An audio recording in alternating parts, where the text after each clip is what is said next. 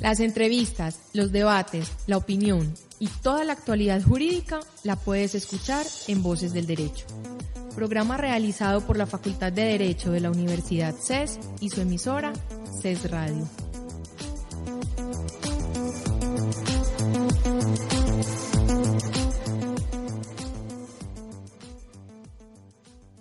Cordial saludo a todos los oyentes que nos acompañan hoy en Voces del Derecho, proyecto realizado por la Facultad de Derecho de la Universidad CES, que cuenta con los posgrados en Derecho y Geopolítica, facultad que se encuentra en proceso de acreditación de alta calidad, así como por su emisora CES Radio. Mi nombre es José David Arenas, docente de la universidad, y es un placer compartir este espacio con ustedes en un programa en el que presentaremos pensamientos y resultados de investigaciones sobre problemas jurídicos de la actualidad, de la región y del país. Voces del Derecho se transmite todos los lunes a las 8 de la noche por CES Radio, y no sería viable su realización sin la valiosa ayuda de la Oficina de Proyección Corporativa de la Universidad, por lo cual agradecemos especialmente a Adriana Urrego, a David Bentham y a María Camila Rengifo. Si desean escuchar el programa fuera de la hora indicada, ingresen a los archivos de audio que están alojados en la página de la emisora, radio.ces.edu.co. Recuerdo a todos nuestros oyentes que a través de las redes sociales también pueden participar en nuestro programa. En Facebook pueden buscarnos como CES Radio y en Twitter seguir la cuenta @CES_radio. En estos espacios pueden sugerirnos temáticas y participar en el tema del día. De igual manera pueden contactarnos a las cuentas de Twitter personal del suscrito @arenascorrea y lo invitamos a que participe e interactúe siempre en los temas del programa. Las opiniones expresadas en este programa son enteramente personales de cada uno de los invitados y o del presentador, y no constituyen línea institucional de la Universidad CES o de las empresas o instituciones a las que estos están vinculados. Precisamente el día de hoy vamos a estar haciendo presentación del semillero interinstitucional entre la Facultad de Derecho de la Universidad de Antioquia, la Facultad de Derecho del CES y el Colegio de Abogados de Medellín. Este semillero se ha trazado básicamente dos líneas de investigación que son referidas, una a derechos de imagen y otra a arbitraje y derecho comercial. Y en concreto en materia de arbitraje vamos a presentar el coloquio que vamos a hacer el día de hoy, que tiene que ver con las huellas trazadas por la Corte Constitucional en sentencias de tutela en conexión a los procesos de arbitraje.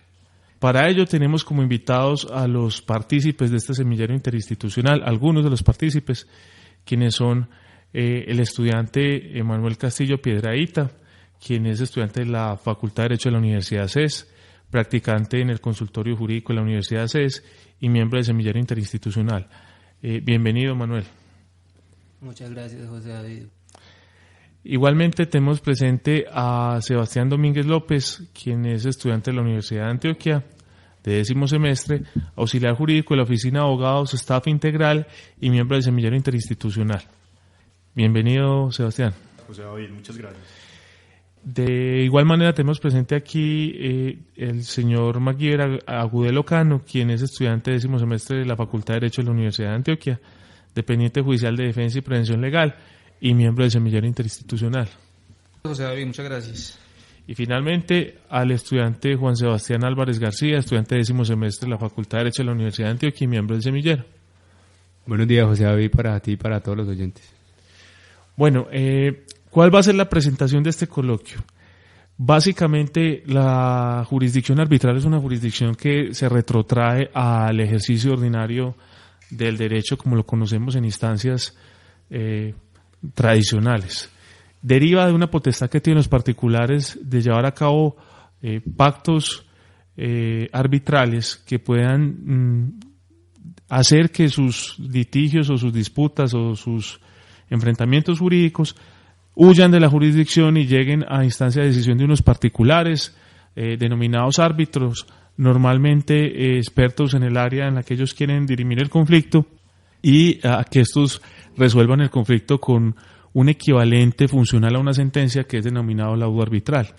El proceso arbitral tiene cierta regulación en Colombia, entre la que actualmente está vigente está la ley 1563, y el proceso arbitral tiene unas características propias que no tienen los procesos jurisdiccionales ordinarios, entre ellas la renuncia a la instancia, el hecho que los árbitros deben ser pagados normalmente, el límite en el tiempo para la toma de la decisión y quizás la forma en que se produce una decisión con un poco más de fuerza, lo que sería una sentencia de primera instancia en procesos ordinarios.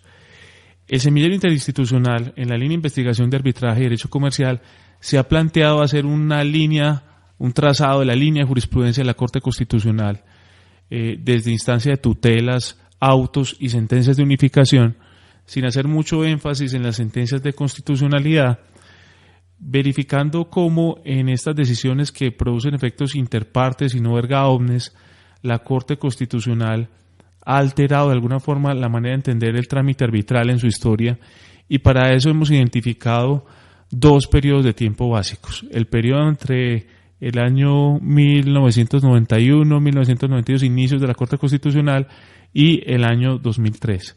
Y un segundo periodo que está entre el año 2003 y el actual año 2016. El programa de hoy va a estar basado la discusión en las sentencias que están comprendidas en el primer periodo.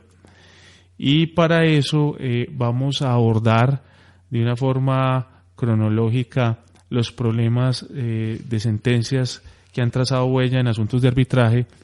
Debo hacer también una advertencia: el arbitraje no solo se regula por la ley 1563, sino también que existe regulación en materia laboral de arbitraje, y también nos tomamos la precaución de hacer alguna línea o algún seguimiento a esta línea de arbitraje en materia de asuntos laborales. Por lo que, para iniciar haciendo esta discusión, le vamos a dar la palabra a Manuel, quien nos va a hacer referencia a las primeras situaciones de sentencias de la Corte Constitucional en las que hizo alguna línea jurisprudencial en asuntos de arbitraje.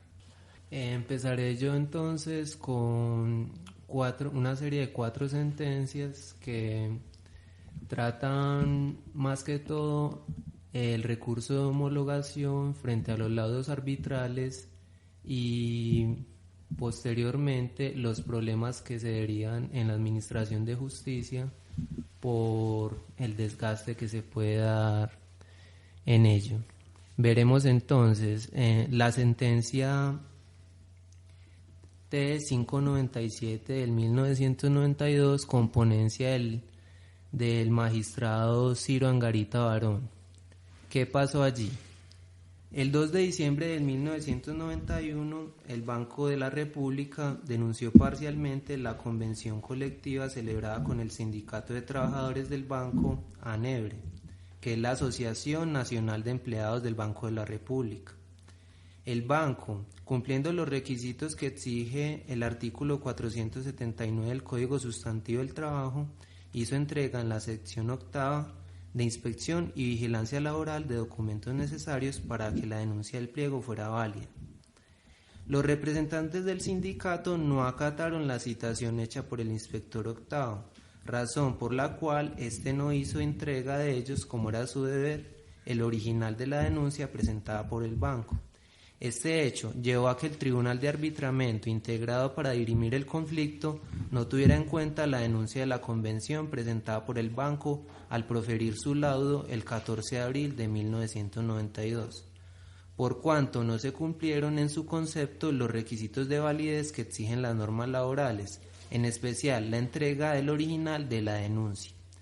El hecho de que el Tribunal de Arbitramiento no hubiera tenido en cuenta la denuncia de la convención presentada por el banco llevó a su apoderado a presentar ante la Corte Suprema de Justicia, en su sala laboral, recurso de homologación en contra del laudo. Además de alegar la aludida omisión, agrega que la elección del árbitro por parte del sindicato no cumplió con los requisitos de la mayoría de trabajadores que exige la ley 48 del 1968 en su articulado número 3. Bueno, sobre estos hechos hay que hacer varios puntos de enfoque. Primero, sobre el pliego de condiciones. Es claro que solo en los casos en que exista coincidencia entre los puntos específicos del pliego de peticiones de los trabajadores y a los que se contrae la denuncia del empleador, pueden los árbitros tomar en consideración estos últimos. Lo contrario implicaría el reconocimiento opuesto de los desarrollos que se ha tenido en la jurisprudencia. Hay que recordar que Esta sentencia es del año 1992. El desarrollo jurisprudencial a través de la nueva Constitución del 1991 es incipiente y por tanto hay varios fallos en los que se presentan inconsistencias o sinsabores con lo que se tenía conceptualmente en su momento. En esta sentencia en particular veremos que luego de hacer todo un análisis de las situaciones fácticas y jurídicas del caso, el magistrado ponente impone su concepto en la decisión, declara que el fallo debe darse a favor del Tribunal de Arbitramiento.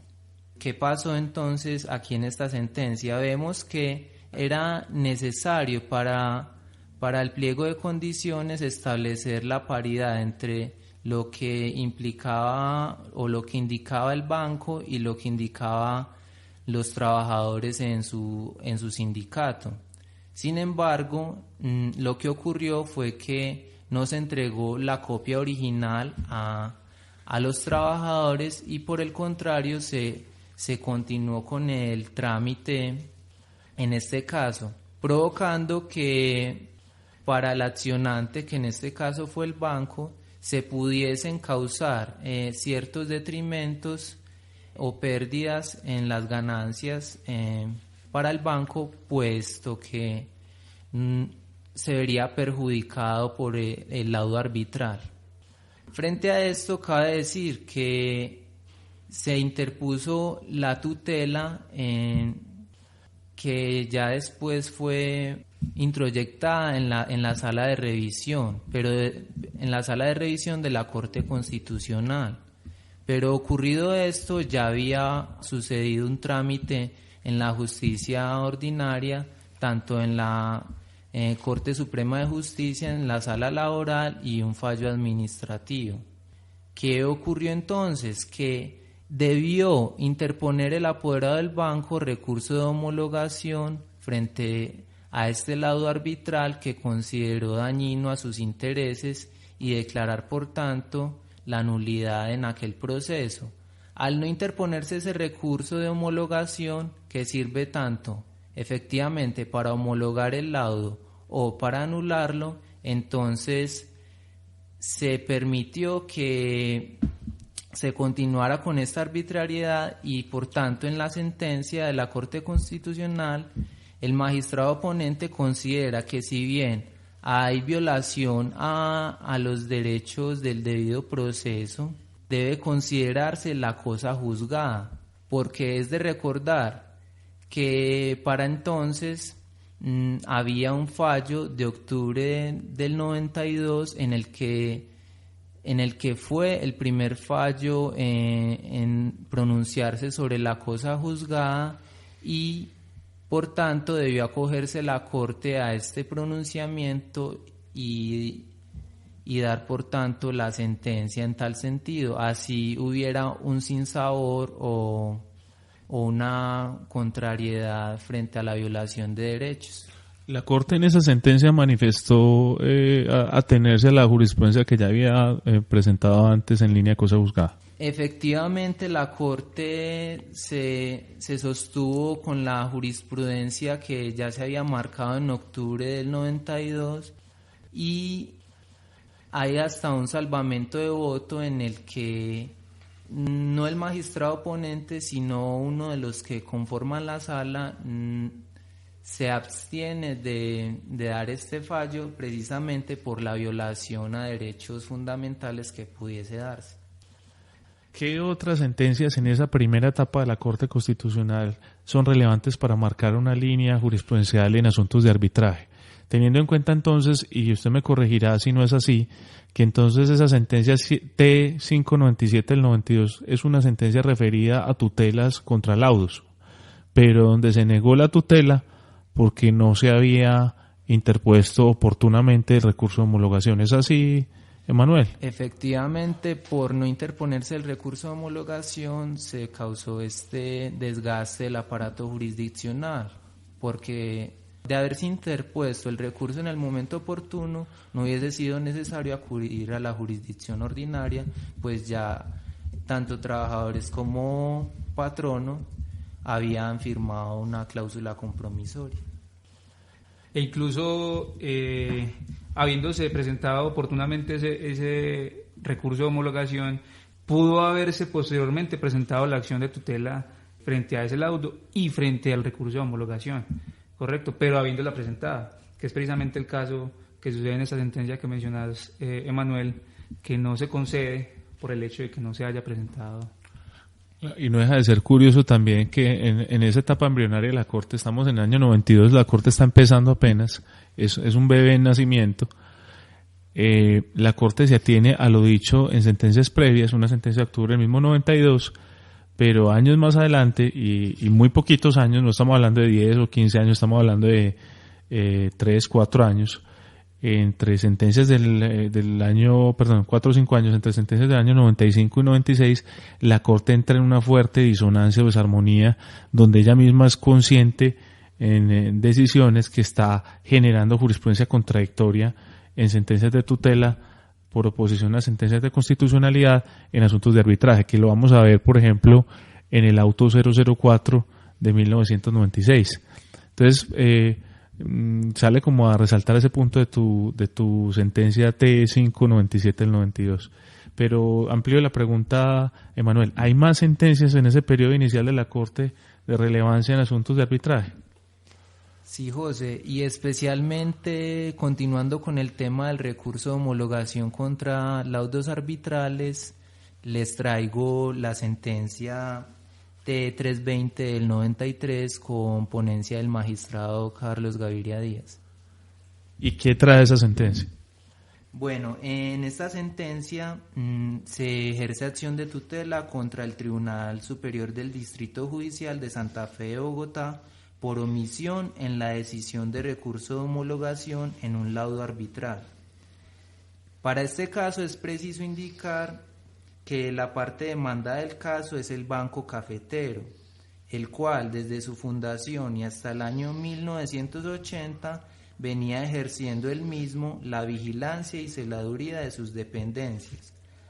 A partir de ese año el Banco Cafetero contrató con la firma administradora de seguridad con seguridad la prestación de esos mismos servicios para algunas dependencias del banco, hasta la desaparición de la firma contratada en el año 90.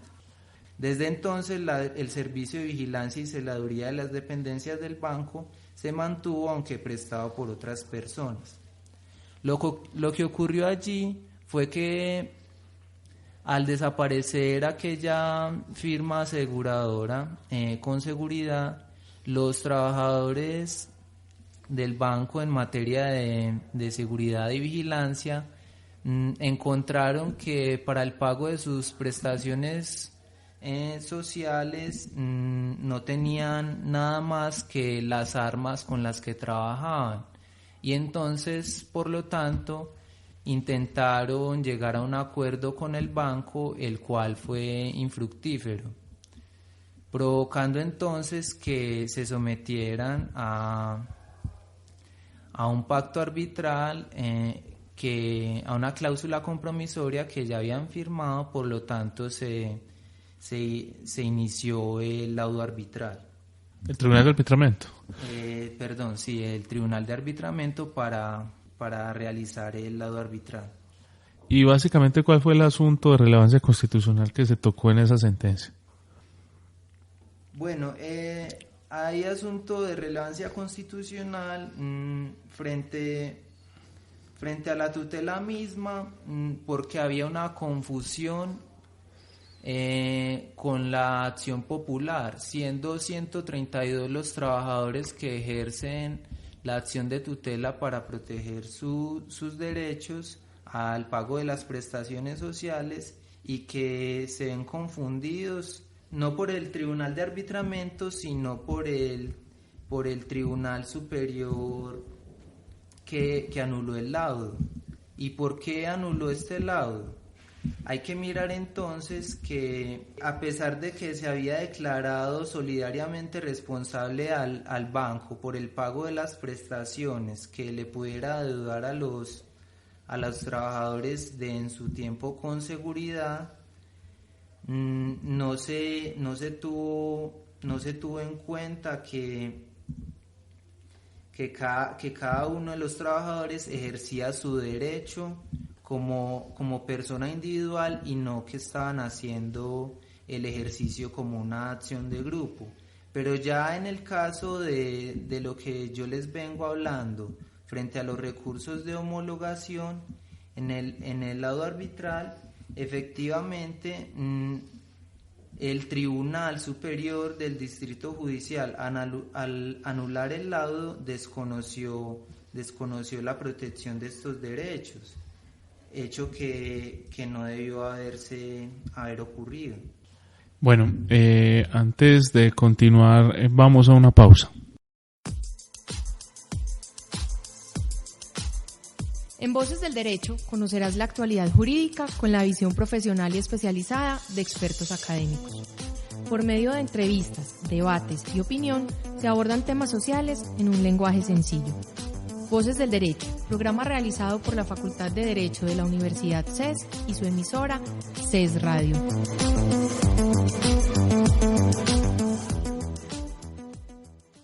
Volviendo de la pausa, íbamos en esta discusión a escuchar el punto medular de la sentencia T320 de 1993. Entonces quisiera, Emanuel, que nos contaras en este conflicto de estos empleados de seguridad, ¿cierto? Sí. ¿Cuál es el punto medular de la sentencia? Bueno, el punto medular de la sentencia recae sobre el recurso de homologación que fue anulado por el Tribunal Superior del Distrito Judicial, pero que al anularse la jurisdicción, el juez cometió un error, craso error, frente a la anulación de dicho laudo. ¿Por qué? Porque según el artículo 142 del Código Procesal del Trabajo, cuando un recurso de homologación es anulado, debe reponerse mediante sentencia, hecho que aquí no ocurrió. Se anuló el laudo, pero no se repuso mediante la sentencia. ¿Qué provocó este hecho? Que entonces la parte accionante se quedara sin protección a sus derechos y por tanto la única vía para resarcir este error judicial sería la tutela. Caso diferente del que ya les había mencionado en la sentencia C597 del 92, en la que el recurso de homologación no fue interpuesto ni siquiera y por tanto la tutela debió negar aquel laudo. Okay. Usted también, antes de la reunión que hoy tenemos aquí, este coloquio, nos hizo referencia a dos sentencias más de ese periodo embrionario de la Corte. ¿Cuáles eran esas sentencias y cuál es la relevancia de ellas en arbitraje?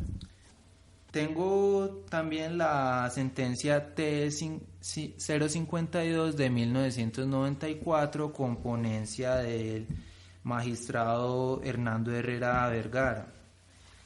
Esta providencia toca puntualmente la característica de la tutela como mecanismo transitorio para evitar un perjuicio irremediable que se consagra en el artículo 86 de la Constitución. Acá el caso en mención también se trata sobre una asociación sindical que se llama Asotraconfama, asociación sindical de la Caja de Compensación Familiar de Antioquia, Confama. Lo que pasó allí es que durante la etapa de arreglo directo ninguna de las partes, o sea el sindicato y la Caja de Compensación Familiar, llegaron a ningún acuerdo, por lo que se convocó a un tribunal de arbitramiento en asamblea extraordinaria. Entonces, en este conflicto presentado tanto por el patrono Confama y los trabajadores, el sindicato, se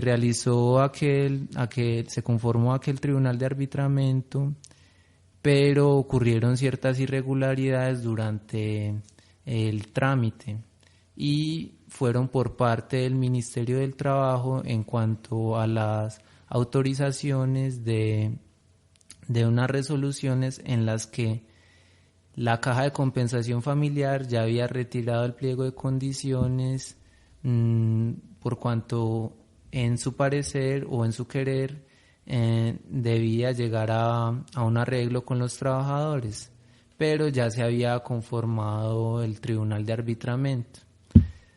Por lo tanto, según la tutela que interpone Confama, se le podría estar vulnerando el derecho al debido proceso y se le podría estar causando un perjuicio en su ponderación de gastos.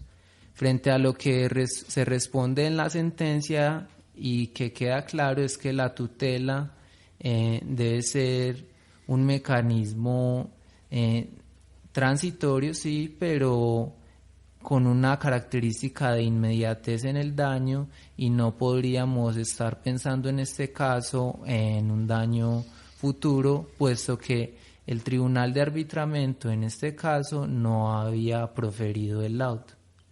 Ese es el punto medular en este caso de la sentencia ya mencionada.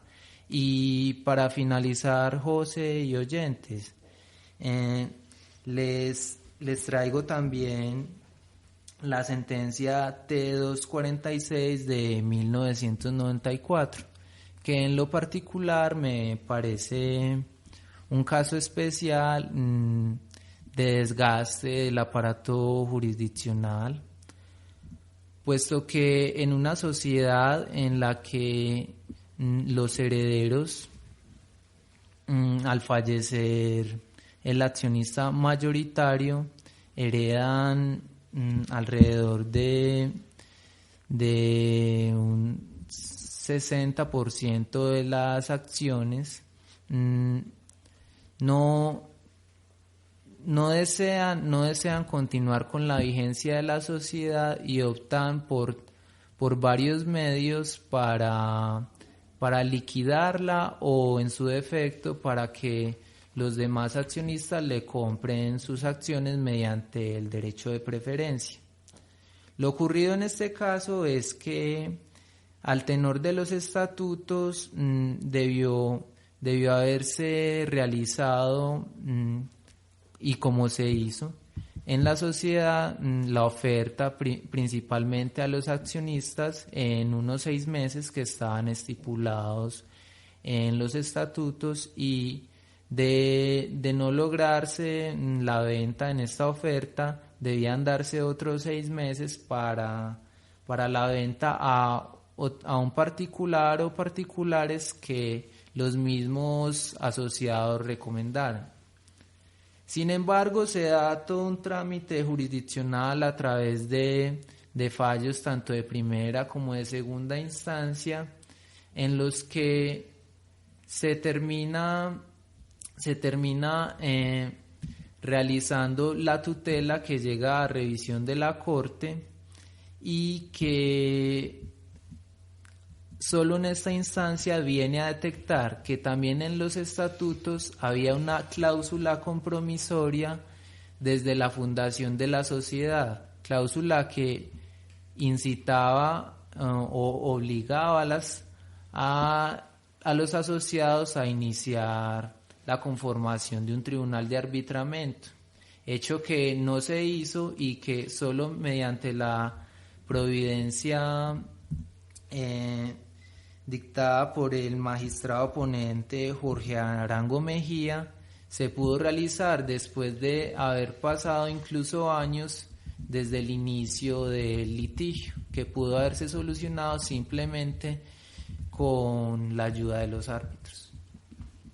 Muy bien, pasando al periodo posterior a las sentencias iniciales de la Corte y en un nivel poquito más fuerte de madurez, pero no tan sofisticado como el que hoy en día ha alcanzado la Corte, se encuentran varias sentencias relevantes. Una de ellas es la T570 de 1994. Esa sentencia es bastante relevante por una razón bien concreta.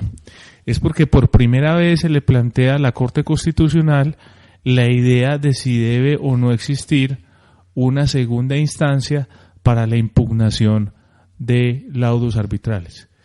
Yo aquí voy a hacer un símil violento que pronto estábamos discutiendo ahorita con Sebastián Domínguez, y era si la homologación era parecida o no a la anulación. Digámoslo, para efectos de entendimiento de los oyentes, la homologación opera en los laudos de índole laboral y la anulación en los laudos en materia de derecho privado. Pero la primera, digámoslo, tiene un rango un poquito más amplio porque no solo es para anular la sentencia, sino para convalidarla en cierta medida.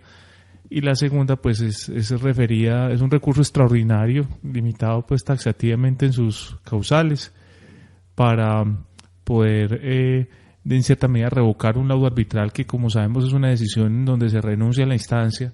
Uno no tiene derecho a controvertir lo que los árbitros analizaron de las pruebas y de los argumentos de los abogados, y por tal razón hay cierta similitud. Pero aquí ya estoy tocando en un asunto de derecho privado, una familia, la familia Cavalier, una familia que es socia o hace parte del grupo de control de la alquería, tiene una discusión que es llevada a un tribunal de arbitramiento. En este caso se torna irrelevante la discusión. Lo que nos interesa es qué fue lo que pasó en el proceso.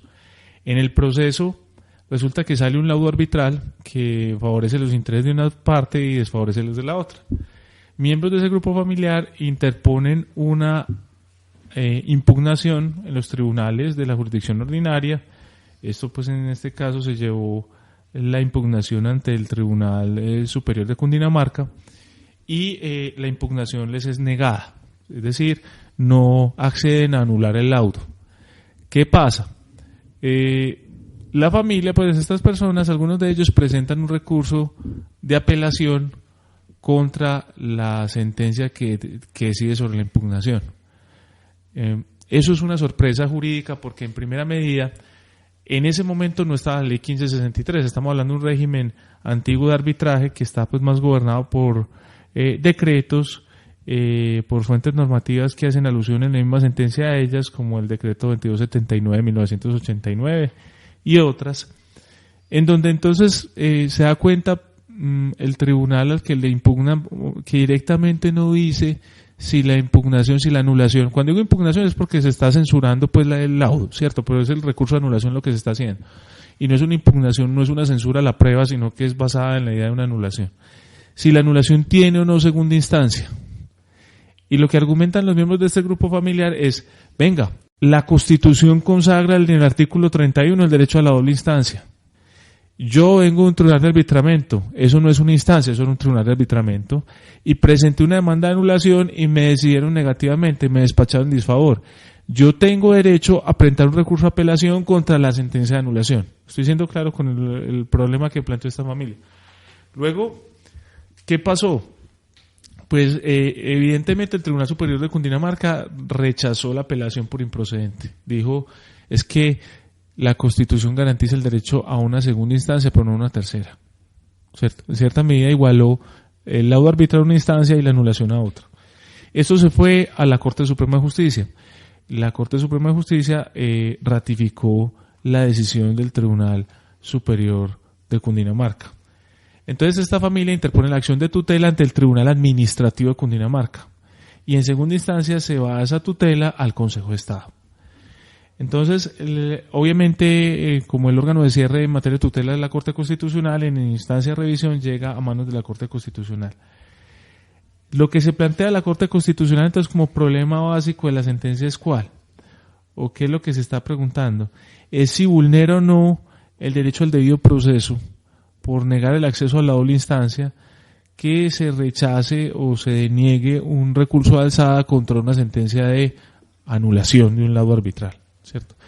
Y la Corte, después de hacer un análisis de esa sentencia que venía ya desde Tribunal Superior, Corte Suprema, Tribunal Administrativo, Consejo de Estado, llega a la conclusión de que no hubo violación a la garantía de la doble instancia, y lo hace siguiendo esta línea argumental que pues la citó textual de la propia sentencia del Consejo de Estado que estaba revisando, y es que no hubo violación a la garantía de la doble instancia en la solución del conflicto existente entre los hermanos Suárez Cavalier y sus socios comerciales, porque según el último inciso del artículo 116 de la Constitución, abro comillas, los particulares pueden ser investidos transitoriamente de la función de administrar justicia en la condición de conciliadores o en la de árbitros habilitados por las partes para proferir fallos en derecho o en equidad en los términos que determina la ley, cierro comillas.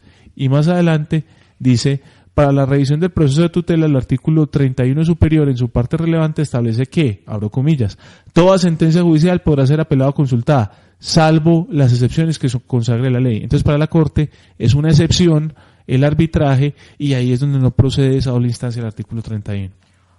José, me parece muy particular la tendencia en ese tiempo del arbitraje en Colombia, porque de hecho en la doctrina internacional, por ejemplo en la doctrina española, se ha adoptado o no es tan rígida como para decir que en un tribunal de arbitramiento no puede existir una segunda instancia, siempre y cuando las partes estén de acuerdo con ellas y lo hayan pactado en la cláusula compromisoria. Pienso pues que en este momento podríamos decir que, o me parece factible, que pueda existir una segunda instancia entre los tribunales de arbitramiento.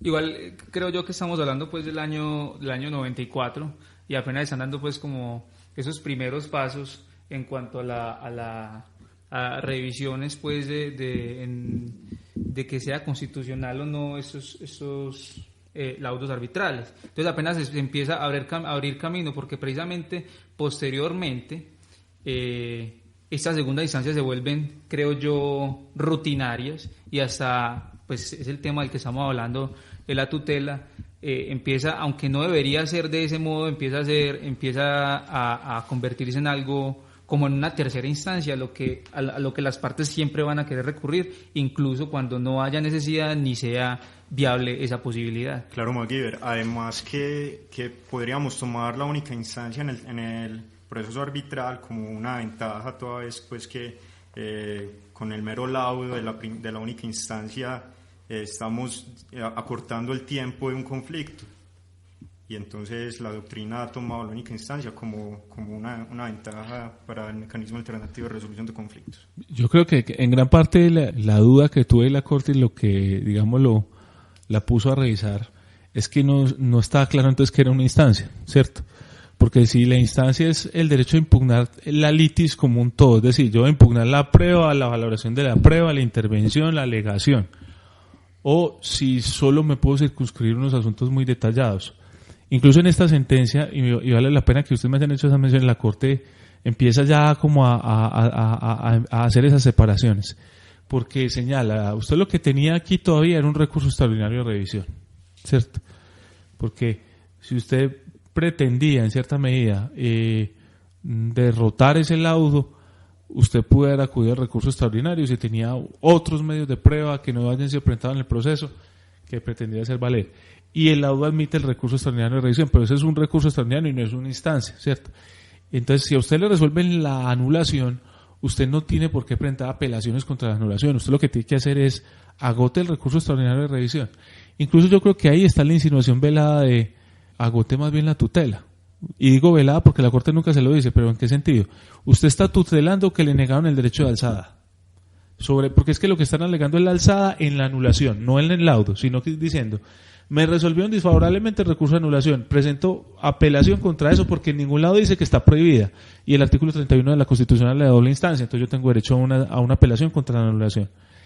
Y la Corte le dice, venga, no hay apelación contra la anulación en materia de arbitraje, porque el arbitraje es una materia excepcionada, especial. El artículo 31 dice, salvo en casos especiales, y el 116 crea una jurisdicción especial para arbitraje. Entonces, ¿usted por qué no recurrió a la revisión? Y queda la insinuación de la tutela, ¿por qué? Porque es que es muy diferente que yo tutele, que no me dieron la alzada en la anulación, a que yo tutele contra el laudo arbitral, porque el laudo arbitral incurrió en una vía de hecho al fallar, ¿cierto? Entonces eso es como un momento borroso en el tiempo, y es una decisión que pienso que le falta mucho para crear una línea madura y clara sobre el tema, pero que empieza a decantar cosas. Y la primera cosa que decanta es la idea de que en Colombia los laudos no tienen instancias, ¿cierto? Y de pronto ahí puede venir una reflexión del análisis económico del derecho, y es ¿qué es lo que busca la segunda instancia? Visto desde el punto de análisis económico del derecho, minimizar el error judicial. Y basado, digámoslo, en el lenguaje común, la idea de que 2 cabezas piensan más que una, 3 más que una, etc. Aquí, de todos modos, en arbitraje, una regla que debe ser de sentido común es que si el asunto es muy relevante y hay un alto riesgo de error judicial por parte de los árbitros, pues entonces usted escoja un número múltiple de árbitros, escoja 3, 5 o 7 árbitros. En este caso, pues lo normal es escoger 3, digámoslo, una costumbre invisible, está dando tribunales de 3, no es muy raro un tribunal de 5 árbitros o de 7. Pero el punto es, eso contrarresta en cierta medida el riesgo del error judicial, porque ya estás enfrentando a un tribunal, a un grupo de juristas expertos, si se supone pues que es un arbitraje en derecho, suponiendo que es un arbitraje en derecho, que van a resolver el asunto. Entonces, digamos lo que la Corte sí deja clara, hay una única instancia y lo que hay son unos recursos que son extraordinarios. Esto es muy valioso teniendo muy bien en cuenta que es que lo que hoy en día tenemos tan claro en arbitraje no lo era claro en esa época, porque no teníamos un régimen tan concreto como el que hoy en día tenemos. Incluso estábamos en una etapa arqueológica de la regulación del arbitraje, porque el decreto 1818 de 1998, que había condensado los temas de mecanismos alternativos, todavía no existía. Estamos en el 94. Entonces esta sentencia de la Corte en eso le abona un poquito. Yo les quiero hablar también de otra sentencia, o sí, una referencia a una sentencia y a un auto. La sentencia T057 del año 1995 y el auto 004 de 1996. Que en mi concepto en esta segunda etapa de la Corte, segunda subetapa, porque estos coloquios los dividimos entre 1992, 2003 y 2003-2016. Estoy todavía en el segundo paso de la primera dimensión de la que hablamos. Este auto 004 de 1996 se refiere a una sentencia que es la T057 de 1995. Esa fue una sentencia donde se dirigió la demanda de tutela contra el Juzgado 15 Civil Municipal de Bogotá, orientada a que se ordenara a ese juez y a su superior jerárquico que atendían una tutela a revisar con miras a proteger supuestamente la estabilidad constitucional en materia de tribunales de arbitramiento. ¿Y en qué consistía el asunto? La aseguradora Scandia pues tenía un contrato de seguro con un señor, llamémoslo Paco Pelotas, pues un señor cualquiera, y este señor que tenía, me disculpan por lo coloquial, que tenía el contrato de seguro, pues hizo su reclamación cuando ocurrió el riesgo a la aseguradora le dijo no, y el señor, pues ni corto ni perezoso, como la aseguradora se tardó en dar la respuesta, procedió al ejecutivo basado en que la reclamación directa a la aseguradora es perentoria. Si la aseguradora no contesta en el debido tiempo, ya ella procede a la acción ejecutiva. Entonces él promovió un proceso ejecutivo en contra de la aseguradora basado en que había caducado el término para había expirado el término para que la aseguradora diera respuesta a su requerimiento directo, ¿cierto? Entonces se va para un proceso ejecutivo con título complejo, que es la reclamación formal, la póliza y el hecho de que la aseguradora en el debido tiempo no dio respuesta a la reclamación formal. Y libre mandamiento de pago, que eso es lo más delicado, se libra un mandamiento de pago. Entonces ya se empieza a promover un proceso ejecutivo en contra de la aseguradora Scandia. Resulta que ese mandamiento de pago pues dio lugar a pues un perjuicio para la aseguradora, y obviamente la aseguradora pretendió impugnar el mandamiento invocando que se estaba incurriendo en una irregularidad porque la póliza que tenía este asegurado tenía una cláusula compromisoria. Entonces que el asunto era tribunales de arbitramiento, ¿cierto? Entonces este es un caso donde la jurisdicción, digámoslo, acoge un caso como un proceso ejecutivo, lo acoge como proceso ejecutivo, y un demandado al que no le conviene invoca la cláusula compromisoria. Él dice, esto debe ir a tribunal de arbitramiento. ¿Qué pasa? ¿Qué pasó en ese caso? La Corte dice, aquí hay lugar o no hay lugar a asegurar, a garantizar el debido proceso de la aseguradora. Entonces la Corte se remite a precedentes de jurisprudencia de ella misma. entre otros la sentencia C294 de 1996, pero ahí empieza la Corte a entrar en contradicciones. La sentencia C294 de 1996, que es una sentencia de constitucionalidad, fue una sentencia donde la Corte hizo una declaración que fue nada conveniente para el resultado de este auto 004 del 94. En la sentencia C294 la Corte dice se puede llevar por vía arbitral cualquier proceso, inclusive un ejecutivo. En un comentario por ahí suelto en el obiter dicta de la sentencia, o sea, en lo dicho de paso, nosotros sabemos que las sentencias tienen considerando obiter dicta y ratio decidendi. En el obiter dicta son cosas que dice de paso la Corte, la ratio decidendi es el asunto central, el esencial, que determina la decisión de la Corte, que es el problema jurídico concreto que está resolviendo la Corte en la sentencia. Pero esto es una cosa dicha en el obiter dicta. La Corte, pues, en un desliz dice que se pueden llevar ejecutivos por trámite arbitral, ¿cierto? Y quizás no analizó lo suficiente la cantidad de complejos problemas que eso implica, entre otros, que el proceso ejecutivo es un proceso que usted sabe cuándo empieza, pero no cuándo termina. No puede tener límites de tiempo como lo tiene el arbitraje. ¿Por qué? Porque el proceso ejecutivo, su realización va hasta la liquidación forzosa del activo del deudor y el pago al acreedor. Entonces, y eso no depende de la movilidad de una práctica de pruebas o fijación de audiencias, sino de la posibilidad, por ejemplo, de unos remates. Segunda medida, el proceso ejecutivo implica poder de coacción del Estado. Entonces, ¿en qué medida un árbitro particular, que no es un miembro de la rama del poder público que administra justicia, puede llevar a cabo las órdenes y medidas como los embargos, secuestros y demás que debe llevar a cabo un juez cuando lleva un proceso ejecutivo? Entonces, ¿por qué este auto conecta con la sentencia T057? Porque es que la sentencia T057 fue una sentencia que dijo, hombre, yo a esta aseguradora no le voy a tutelar. ¿Y por qué no le va a tutelar? No le va a tutelar porque no, ese ejecutivo procede por la vía judicial ordinaria. Y entonces la aseguradora Scandia presenta una anulación dentro de la misma Corte. En la Corte empezó a tomar fuerza, como nosotros los colombianos nos inventamos instancias donde sea. Ya nos inventamos una instancia en contra de la Corte Constitucional, para ese año ya existía, y basada en el mismo reglamento de la Corte, y es en la idea en que las sentencias de la Corte, en la sentencia puede haber una nulidad. Entonces apareció un recursito invisible que es alegar la nulidad en la sentencia. ¿Y qué causal invocó Scandia alegando nulidad en la sentencia? Dijo, usted, Corte, se está yendo en contra de su propia jurisprudencia. Le está diciendo, usted en la sentencia C294, por allá, en los considerandos, dijo que un ejecutivo se podía hallar en tribunales de arbitramiento. Y ahora viene y nos dice que no podemos negarle a un particular que demande un ejecutivo o una aseguradora, con base en el hecho que guardó silencio y construyó el título de ejecutivo complejo, que porque es que de todos modos en materia arbitral no se pueden llevar ejecutivos porque el árbitro no tiene el potestad de imperio ni tiene todos los recursos para llevar a cabo un ejecutivo. Entonces usted se está contradiciendo, usted no se está siguiendo usted mismo. Eso es una causal de anulación porque usted no está siendo coherente con su propia doctrina constitucional. La Corte llegó a una conclusión en esta sentencia, en el auto, porque el auto es para anular la sentencia T057. En el auto dice la Corte, no, yo no me contradigo. No es viable llevar ejecutivos por la vía arbitral. Entonces se mantiene, digámoslo, en esa posición, pero es un auto muy controvertido porque tiene 3 salvamentos al voto, ¿cierto?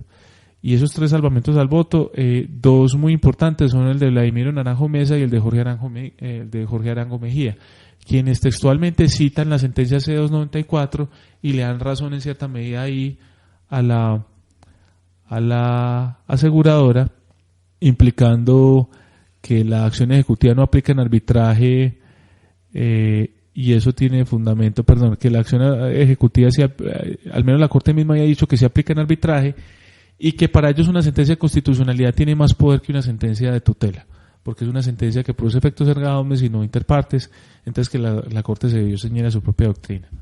Yo quiero finalizar esa época dejando en el escenario lo trágico que es este debate, porque la misma Corte, en un término de año y medio, entra nuevamente a contradecirse. La sentencia es la T299 de 1996, que en esa sentencia pues es una sentencia sobre un contrato de promesa de compra-venta. Nuevamente un Paco Pelotas X contra una empresa X presenta una demanda por incumplimiento a un contrato de promesa de compra-venta. Pero hay una cláusula que tenía, digamos, los elementos de un título ejecutivo, es decir, obligaciones claras, expresas y exigibles. Entonces, tomando mano de eso, construye un título ejecutivo y promueve una acción ejecutiva en los juzgados de Barranquilla. El contrato de promesa tenía cláusula compromisoria, ¿cierto? ¿Qué pasó ahí? El demandado se opuso argumentando la existencia de una cláusula compromisoria. Él dijo, esto de ir a arbitraje. Y que eso había que llevarlo por proceso arbitral. Entonces, ante eso, el juez de primera instancia denegó la argumentación, pero concedió el recurso de alzada, concedió la apelación. O sea que el juez de primera instancia llevó el ejecutivo, ¿cierto? Toda vez que se concedió la apelación, el expediente tomó rumbo a un tribunal superior en el que se demoró considerablemente tiempo sin tomarse una decisión. Entonces, el demandado, pues, corto ni perezoso, presenta una acción de tutela que lleva a los juzgados administrativos. La costumbre en los años 90, pues, que presentan las tutelas en una jurisdicción para atacar a la otra, lo que ya no se puede, pues, con las reformas que se han hecho, que llevar la tutela se la va a llevar entonces un juez contencioso administrativo. Entonces se la llevó a los tribunales administrativos y el Consejo de Estado, pues, finalmente dijo, no, yo no le tutelo a usted, pues, que para que vaya a tribunal de arbitramiento, porque usted tiene otros medios de impugnación, usted tiene una apelación que le está corriendo por allá en un tribunal superior en Atlántico, entonces espere que le resuelva su apelación. No hay medios, digámoslo, distintos para defender este asunto. Esto llegó a la Corte Constitucional en instancia de revisión, y la Corte tuteló tomando la idea de coherencia con la sentencia C294 en lugar de la T057, y dice que al ser una sentencia de tutela, la T057 solo vincula la C294, que es una sentencia de constitucionalidad. Entonces, eso lleva un revés de los argumentos de la T057, porque entonces la Corte está revirtiendo la doctrina recientemente formulada, y entra la Corte, pues, a decir cosas muy simpáticas. Yo aquí me voy a permitir hacer una cita extensa de 2 parrafitos de la sentencia para advertir qué pasó. Dice... No de la sentencia, perdón, 2 parrafitos de un salvamento al voto, que por coherencia se dio, de Antonio Barrera Carbonell, quien fue el magistrado que decidió la T057. Dice Antonio Barrera, comparto la decisión contenida en la sentencia T299 del 96, dictada dentro del proceso, porque evidentemente la tutela era procedente ante la vía de hecho en que incurrió el juez 10º civil del circuito de Barranquilla. O sea, que está diciendo aquí la Corte, que no se puede llevar un ejecutivo por vía de arbitraje, ¿cierto? Consistentes en haber librado mandamiento de pago y decretado medidas cautelares de la sociedad GB Construcción Limitada con base en un contrato de promesa de compra-venta, no obstante la existencia en él de una cláusula compromisoria. Sin embargo, no comparto la motivación contenida en la sentencia en relación con la eficacia del pacto arbitral para sustraer de la jurisdicción ordinaria el conocimiento de los procesos ejecutivos, por considerar que los árbitros carecen de poder coactivo, es decir, no tienen potestad para hacer cumplir coactivamente las obligaciones consagradas en los títulos ejecutivos, como lo expresé en el salvamento al voto de la sentencia C294. Entonces, miren, Antonio Barrera Carbonell se mantiene en la línea de que la Corte no puede darle ejecutividad a un negocio que tiene cláusula compromisoria dentro de un tribunal de arbitramiento. Él dice, eso no me puede hacer. Pero aquí la Corte negó la tutela como si el ejecutivo sí fuera procedente ahí, ¿cierto? Entonces él está entrando en una contradicción y se pone presente. Entonces, ¿cuál es la doctrina de la Corte entre los años 94 y 96? ¿O es la sentencia C294 del 95 o es la sentencia T057 del 91, ¿cierto? Entonces, sea lo que fuere, el texto principal de la sentencia estuvo plagado de tensiones que complicaron, pues, el entendimiento de lo que está haciendo la Corte. Les voy a dar un ejemplo, y cito acá. Luego, la Constitución no establece ninguna excepción que impida a los árbitros conocer de procesos ejecutivos. Aduce también la Corte en apoyo de su decisión que, en virtud del mandato contenido en el artículo 29 de la Constitución, corresponde al legislador fijar las normas propias de cada juicio y señalar al juez competente para cada clase de asuntos, por lo cual, si la ley dispone que los procesos de ejecución se pueden dirimir por árbitros arbitrados por los particulares, en nada quebranta la Constitución. Ahora bien, en relación con otro pronunciamiento de la Corte, esto lo dice en la sentencia, proferido a propósito de una acción de tutela y contenido en la sentencia T057 de febrero de 1995, es preciso recordar, como ya se dijo en la sentencia de constitucionalidad anteriormente comentada, que tal pronunciamiento, aparte de ser anterior al de constitucionalidad por haber sido proferido en una causa de tutela, solo surte efectos respecto al caso concreto en que se refiere. Así las cosas, en el presente caso, la Sala reiterará la jurisprudencia contenida en la sentencia C-294 de 1995, atrás comentada, que afirma que en nada choca la Constitución política el que se someta a la decisión de árbitros el conocimiento de acciones ejecutivas. Entonces, mientras en la T-057 se dice no se puede someter a la vía ejecutiva, en la C-294 nos dicen que sí se puede, ¿cierto? Y en esta sentencia, en la T299 reiteran la jurisprudencia de la C294 de 1996.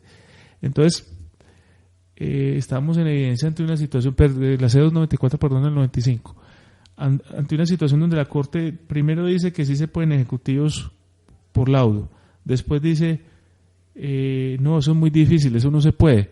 Y después dice, en un término entre un rango que no pasa 2 años, no, sí se puede. Me atengo a lo dicho en la C. Naturalmente esta sentencia tuvo salvamento al voto, ¿cierto? Entonces es una posición bastante controvertida. Antes de ir a una pausa, aquí Emanuel iba a hacer un comentario. Yo creo, José David, que más allá de las tensiones que toca usted en estas sentencias, que para su tiempo no tenían demasiado sustento jurisprudencial, hoy por hoy el tema puede seguir siendo motivo de conflicto.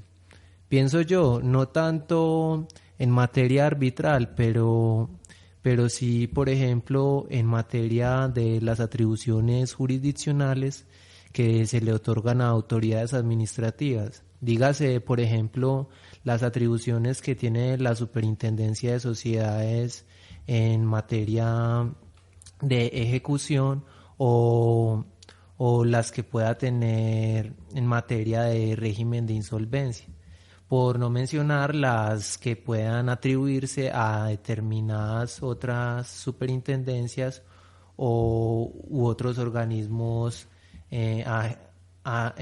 independientes al control estatal. Me parece que es un tema que, a pesar del tiempo, puede seguir dando conflicto, y creo que sería bueno que lo pudiésemos tocar más adelante.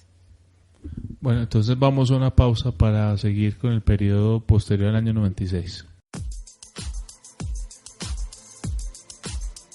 En Voces del Derecho conocerás la actualidad jurídica con la visión profesional y especializada de expertos académicos.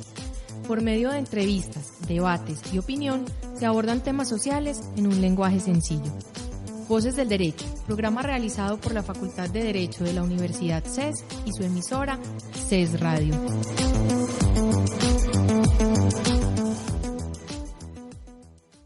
Volviendo de la pausa, nos damos cuenta que el tiempo corre y que todavía no hemos alcanzado a avanzar lo suficiente como para acabar la primera etapa, que va entre 1992 y el 2008, razón por la cual este programa acabará siendo 2 programas.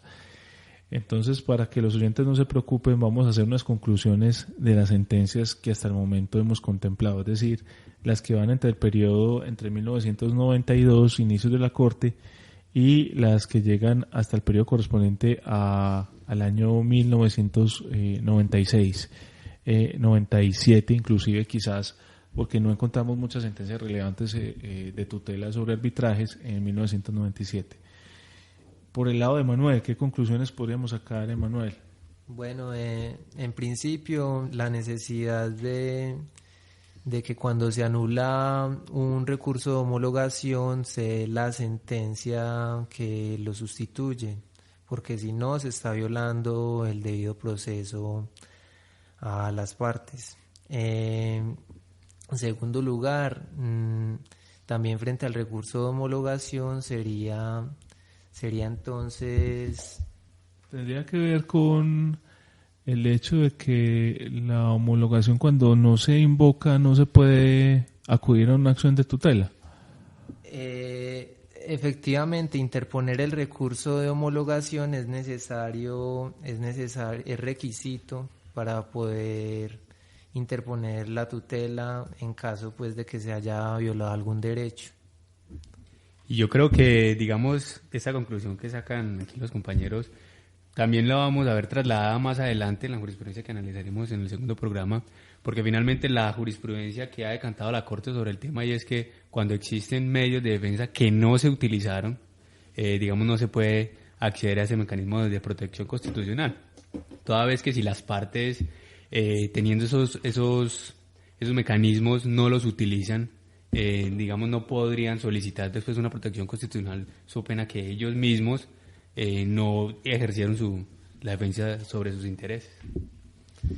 Y mira que más aún también, aunado al arbitraje en sí, la tutela como medio transitorio y con sus requisitos de inmediatez se hace necesaria para tener en cuenta el momento de proponerla y no indicar en ningún momento un daño futuro, como vimos en alguna sentencia que les mencioné.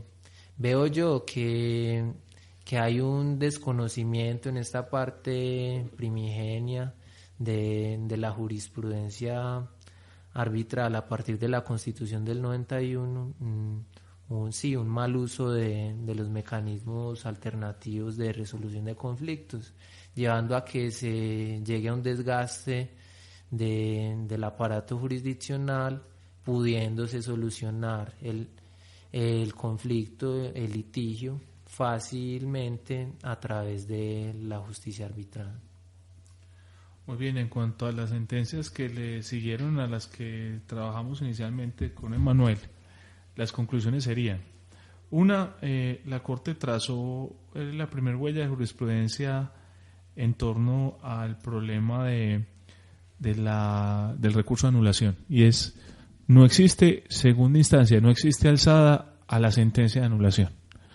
Y ese es un ejercicio bastante valioso. Obviamente, como señaló Manuel, en una época embrionaria, porque el régimen de arbitraje en ese momento estaba basado en decretos y en lo que traía el Código de Comercio, que acabó siendo transformado, derogado, y que se llevó posteriormente al decreto 1818 del 98 y hoy por hoy a la 1563. Pero queda muy claro que con esa T570 de 1994 por primera vez, de una forma lapidaria, se dice es que no se va a hablar de segunda instancia, lo que es un recurso extraordinario. Eso no tiene lugar, así no hay una norma explícita que le niegue directamente la posibilidad de la segunda instancia. En una segunda gama de conclusiones, la incoherencia de la Corte en un periodo muy corto de tiempo, un debate que se notaba que está dando muy fuerte, y era: ¿se puede o no llevar arbitraje por vía de procesos ejecutivos? Hoy en día el tema es pacífico hacia el no. Un tribunal de arbitramiento no toma competencias en los asuntos ejecutivos, pero en ese momento de la historia constitucional colombiana, la Corte se estaba contradiciendo en un periodo de menos de 2 años. La sentencia C referida dijo sí se puede ejecutivos, la sentencia T057 dijo no se puede llevar ejecutivos, el auto A004 del 96 ratificó esa idea que no se pueden llevar ejecutivos en contra de los intereses de la aseguradora Scandia. Pero posteriormente en la T299 de 1996 llegan prácticamente a la idea de que sí se pueden llevar ejecutivos. O sea, una sentencia previa dice que sí, la sentencia posterior dice que no, y la más cercana a nosotros, la que es después de la posterior, dice otra vez que sí. Entonces la Corte, conclusión tendría que ser que no estaba en un periodo pacífico y que todavía no estaba claro si se podía o no se podía, como hoy en día sí está claro. Yo creo que ya con esos señalamientos vamos a dar por terminado el programa de hoy. Le agradezco a los miembros del Semillero Institucional del CES, la Universidad de Antioquia y el Colegio de Abogados de Medellín que hayan estado acompañándonos hoy, y vamos a tener una sesión más para continuar con este tema del periodo 1992 a 2008 de las huellas trazadas por la jurisprudencia de tutela, autos y sentencias de unificación de la Corte Constitucional en torno a asuntos de arbitraje. Gracias. Muchas gracias, José David, y hasta luego. Muchas gracias, José David, por la invitación, y esperamos pues compartir en una próxima oportunidad.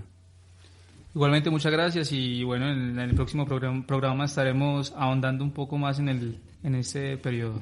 Muchas gracias, José David. Muchas gracias por la invitación. Esperamos volver a vernos en esta misma mesa la próxima semana. Gracias. Las entrevistas, los debates, la opinión y toda la actualidad jurídica la puedes escuchar en Voces del Derecho. Programa realizado por la Facultad de Derecho de la Universidad CES y su emisora CES Radio.